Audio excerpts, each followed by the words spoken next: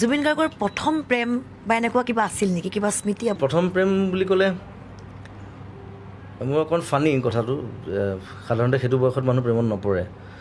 মই নাৰ্চাৰীতে প্ৰেমত পৰিছিলোঁ এজনী ছোৱালী। চ' খুব বেছি ক্ল'জ ফ্ৰেণ্ড আছিলে, আৰু এতিয়া নামটো নকওঁ বাৰু। চ' কৰিমগঞ্জত আমি প্ৰান্তিক কিণ্ডাৰগাৰ্টেন স্কুলত পঢ়িছিলোঁ একেলগে। আৰু তাৰপিছত আমি কৰিমগঞ্জত আমি প্ৰায় 8 বছৰ আছিলোঁ।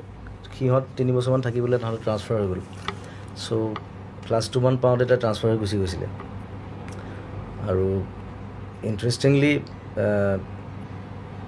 এই গোটেই কাহিনীটো মোৰ এটা গান আছে ৰুমাল গানটোত সেই গোটেই কাহিনীটো মই বিৱৰণ দিছোঁ।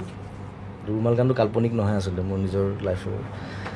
আৰু ইণ্টাৰেষ্টিংলি গুৱাহাটীত আহি তাৰপিছত মই জুবিন গাৰ্গ হোৱাৰ পিছত NK প্ৰডাকশ্যনৰ মালিক দেৱ বৰকটকী আৰু মই প্ৰায় আমি 18 বছৰমান একেলগে ভাড়া কৰি আছিলোঁ ভাড়াঘৰত।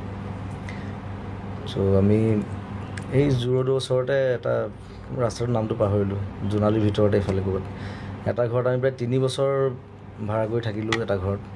তাৰপিছত আমি ঘৰটো শ্বিফ্ট কৰিলোঁ বেলেগ জেগাত।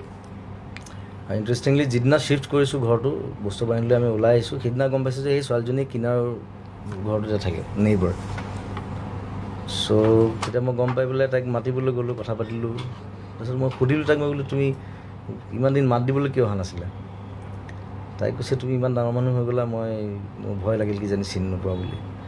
এনিৱে তাই এতিয়া তাতে থাকে, আৰু আমি তাৰপিছত শ্বিফ্ট কৰি গুচি আহিলোঁ। আৰু গোটেই ঘটনাটো ইণ্টাৰেষ্টিং, অলপ চিনেমেটিক, কিন্তু মোৰ প্ৰথম প্ৰেমৰ ষ্টৰিটো এইটোৱে আৰু।